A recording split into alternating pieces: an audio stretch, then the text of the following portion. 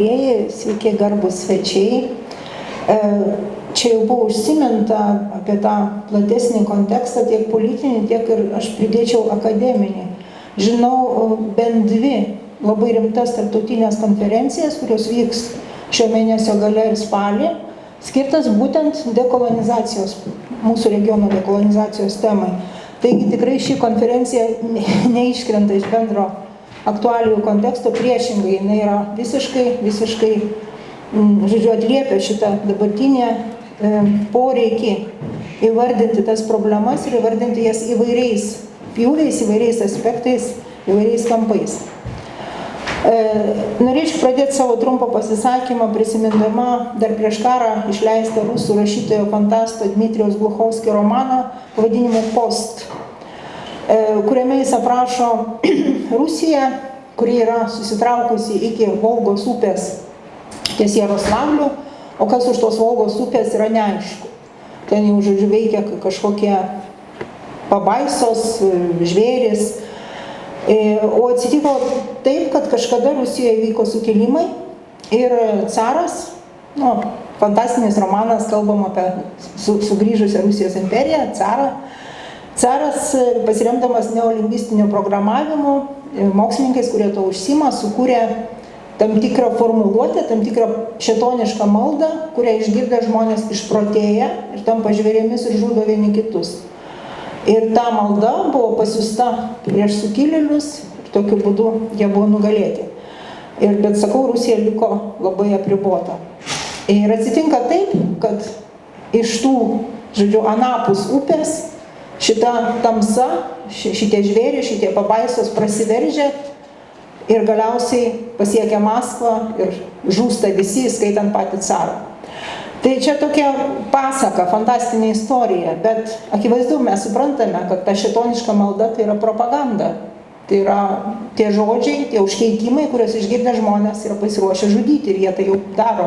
Mes tą matom Ukrainos karo metu. Ir taip pat tai yra istorija apie tai, ką kažkada garsi totalitarizmo tyrinėtoja Hannah Arendt yra įvardinusi kaip kolonijinis bumerangas. Tai yra, kai tos praktikos, smurtas, prievarta, melas, išnaudojimas vykdomas kolonijose, vykdomas pakraščiuose, imperijos pakraščiuose, galiausiai kaip bumerangas sugrįžta į centrą. Ir visa tai ištinka patį centrą, pačią imperijos šerdį.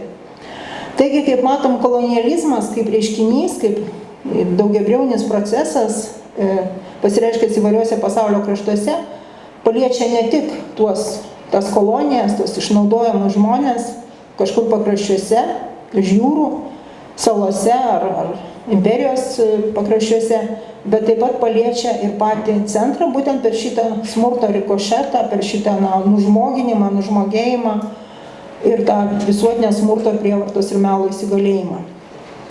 Bet jeigu pereitume prie dekolonizacijos temos ir norėdami suprasti, kuo jinai specifinė mūsų regione, nes, žinoma, kolonijinis pasaulis pradėjo vaduotis dar 18 amžiuje ir tai vyko iki pat 20 amžiaus vidurio, bet Sovietų sąjunga žlugusi 20 amžiaus paskutinėme dešimtmetyje atvėrė naują šito dekolonizacijos perspektyvą. Tačiau norint suprasti, kuo, kaip jau sakiau, specifinė, kuo ypatinga mūsų regiono problematika kolonijinė, reikėtų pažvelgti ne tik į Rusijos imperijos kolonijinę politiką, bet galbūt mums artimesnė ir labiau suprantama sovietų kolonijinė politika ir jos pasekmes. Ir čia tada kyla klausimas, kiek pati sovietų valdžia suvokė save kaip kolonijinę valstybę, kolonijinę tvarką. Akivaizdu, kad ne, priešingai sovietinis režimas, sovietų ideologija teigia esanti dekolonizacinė programa ir kaip tik padedanti vaduotis to vadinamo trečiojo pasaulio šalims iš jų kolonijinės priespaudos. Ir Sovietų sąjunga jokių būdų nelaikė savęs imperija, nors tokia buvo, kad ir su tam tikra specifika. Taigi mes matom paradoksą antikolonijinė imperija. Ir Sovietų sąjungos istorijoje mes matom tam tikrą įdomią raidą, pasireiškusią ypač nacionalinėje politikoje, kuri rodo tokius labai keistus, kartais paradoksalius sprendimus, kurie prieštarauja vieni kitiems, kurie netgi vieną ranką slopindami ir gniauždami ir išnaudodami tautas, kita ranka jas iškeldavo, puoselėdavo jų nacionalinę kultūrą, tam tikrų būdų, žinoma, apribota, ypač nuo politinių dalykų. Ir mes čia galime žvelgti tam tikrus etapus, kai susikūrė Sovietų sąjunga. Iš pradžių tas didysis ideologinis siekis yra pasaulinė revoliucija, pasaulio tautų išvadavimas nuo priespaudos, ekonominės priespaudos, politinės priespaudos. Tačiau vėliau, kai mes matom, kad tas projektas, Trockio ar nelabiausiai neštas projektas, nepasiseka, tada reikia performuluoti pačią idėją, valstybės tikslą ir tada jau susitelkiama į socializmo kūrimą vienoje atskiroje šalyje. Ir tada pradedama vykdyti vadinamoji korenizacijos politika, tai yra, lietuviškai tariant, būtų išakninimo politika, kaip jau minėjau, tos tautos, ypač tautos, kurios caro laikais buvo skriaudžiamos, jų kultūroms, jų raštyjai, jų literatūrai ir menams nebuvo leidžiama pasireikšti, netgi buvo skiriami ištekliai, buvo padedama kurtis galų gale visa Sovietų sąjunga ir buvo sukonstruota kaip atskirų tautinių mažų tų kvazi valstybių junginys, sandrauga. Ir vėliau šita korenizacijos politika, kuri, kaip matom, turėjo ir pakankamai tokių teigiamų pasiekmių tų tautų, ypač anksčiau labiau prispaustų tautų vystymuisi. Ja laikui bėgant, ypač 4-ame dešimtmetyje, keičia vadinamasis rusocentrizmas, kai jau tada rusų tauta, rusų visuomenė ir rusų kultūra yra iškeliama virš visų kitų, kaip didysis brolis, jau kinta ta paradigma, nepaisant to, kad propagandoje ideologija lyg ir lieka, kad visos sovietinės tautos lygios, visi čia gražiai draugauja, tautų draugystė, irgi tokia ideologinė paradigma. Tačiau, kaip matom, atsiranda didysis brolis, kuris tas visas tautas aplink save apjungia, visų pirma didžiojo tėvelio Stalino asmenyje, bet ne tik. Ir ilgainiui ta tautų draugystė, kaip numatyta pagal sovietinę tautų vystymosi programą, turi vykti, ta tautų draugystė turi keisti tautų suartėjimas, zbližainėje, vykdomas per rusifikaciją, per rusų kalbos, rusų kultūros įtvirtinimą ir galiausiai tai turi tapti tautų susiliejimu, slėjanėje, kai nebelieka nei kazacho, nei lietuvio, nei uzbeko, nei tadžiko, nei kalmuko. Visi tampa tarybiniais žmonėmis, vartojančiais rusų kalbą. Ir išties nemažą tautų dalį ta rusifikacija paliečia labai stipriai, dėja mes pasiekmes šito matome ir šiandien Vilniuje, vaikščiodami Vilniaus gatvėse. Ir mes tada klausime, kur tie ukrainiečiai, kur tie baltarusiai. Mes negirdime, arba labai retai, kada girdime ukrainiečių kalbą, labai retai, kada girdime baltarusių kalbą. Nes jau sovietmečių, ypač šitos didžiosios trys slavų tautos, rusai, ukrainiečiai ir baltarusiai, trys broliškos tautos, labiausiai buvo paliestos tos kultūrinės kolonizacijos, būtent to didžiojo brolio rusų kultūros, rusų tautos sklaidos kontekste. Ir dėl to tai, ką mes matome po žlugus Sovietų sąjungai, ta pirmoji dekolonizacinė pastanga, tai ir buvo bandymas visų pirma politiškai atsiriboti nuo Rusijos įtakos, bet kaip matom, prireikė net keleto etapų ir iš esmės tas procesas yra nesibaigęs iki šiol, dėl ko mums ir šiandien apie tai taip svarbu kalbėti.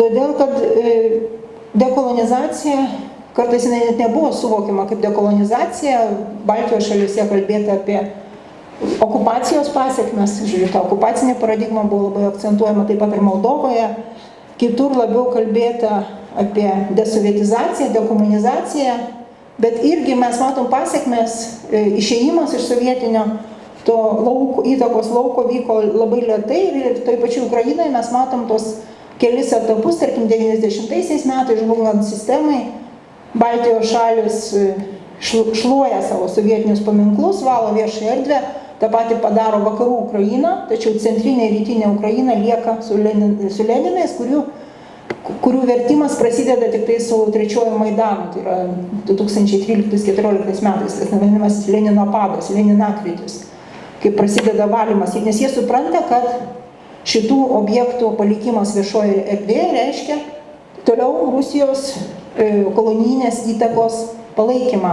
Tas beje matyti ir anksčiau, iš 2007 metų atveju, kai Estija pabandė perkelti sovietinio kario memorialą į kitą Talino vietą, net nenugriauti, o perkelti, reiškia, mandagiai, kultūringai, civilizuotai pasielgti, kilo didžiulė Rusijos isterija, buvo daug, reiškia, ir vietinių rusakalbių, ir Maskvoje didžiulių, reiškia, protesto akcijų kenkta Estijai kaip tik galėta.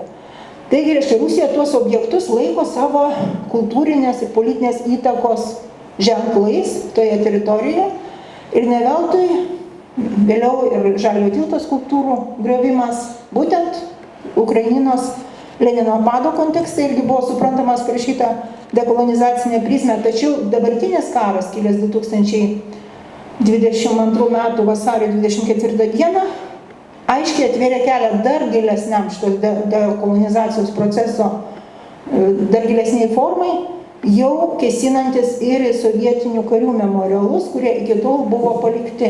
Taigi jau netgi aiškiai suprantat, kad tie objektai nėra tik tai pagarbos mirusiems ženklai, kad tai yra, kaip matom, politinės, geopolitinės kovos įkaitai.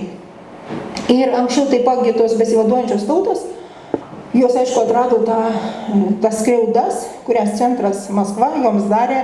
Istoriškai čia prisiminkime dar Ukrainos prezidento Viktoro Juščenkos valdymo laikotarpyje, kai buvo ukrainiečių tautoje ir istorinėje atmintyje labai iškeltas Holodomoro atminimas, pradėta rinkti istorinę informaciją, įamžinimo praktikos, Kijeve iškilo pagrindinis Holodomoro memorialas.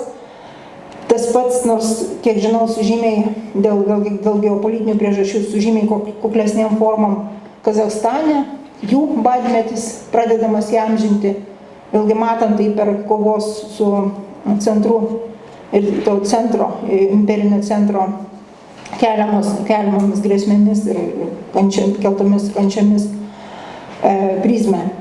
Ir tai, kai Putinas argumentuoja savo agresiją prieš Ukrainą 2022 metais, tai yra pernai, šalia kitų išsireiškimų, jis ten labai daug apeliuoja į istoriją, yra du jo oficialūs kreipimaisi, bet skamba žodis denacifikacija.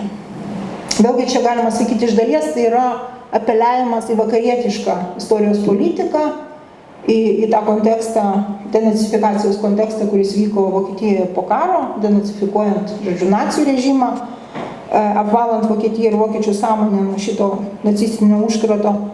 Bet Putinas tą pritaiko tautoms, kurios pasirodo kaltos vien tuo, kad nori išlaikyti savo tautinį tapatumą, savo politinį suverenitetą ir jos jau paskelbiamos nacijais. Nacijais tampa Baltijos tautas, nes beje jos buvo ir sovietmečių taip vadinamos, kai kada, bet neoficialiai, nes vis tiek oficialiai buvo ta tautų draugystės doktrina. Ir ukrainiečiai, banderovcai, fašistai, ar ne? Ir taip toliau ir panašiai. Iš esmės, ką reiškia denacifikacija Putino supratimu, tai yra neleidimas toms tautoms turėti savo politinės valios, apsispręsti. Atimti tą teisę apsispręsti, kas jos nori būti, su kuo jos nori būti, kokias sąjungas jos nori sudaryti, kiek jos nori būti ar nenori būti savarankiškos. Taigi, pabaigiant, aš norėčiau pabrėžti labai svarbų momentą. Tai, kas vyksta dabar ir galbūt karas Ukrainoje dabar yra tik tai vienas iš tos besitęsiančios laike labai, kaip sakiau, ilgai užtrukusios ir vis niekaip nesibaigiančios dekolonizacijos aspektas, tik vienas etapas. Bet čia labai svarbu atkreipti dėmesį ne tik, kad tai yra vadavimasis nuo tiesioginės Rusijos įtakos, bet taipogi ir nuo netiesioginės įtakos, bet taipogi vaduojantis nuo to, ką galima būtų pavadinti vidinę kolonizaciją. Kai žmonės jau įviduina tą svetimą, priešišką jų tautai, jų tradicijai, supratimą apie tai, kas jie tokie yra, kokia jų padėtis pasaulyje, kokią ta tauta, žodžiu, savo ateitį turėtų piešti ir taip toliau.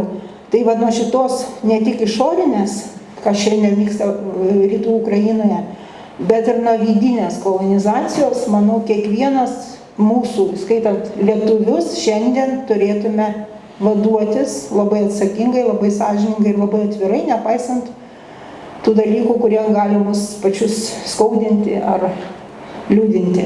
Ačiū. Ačiū.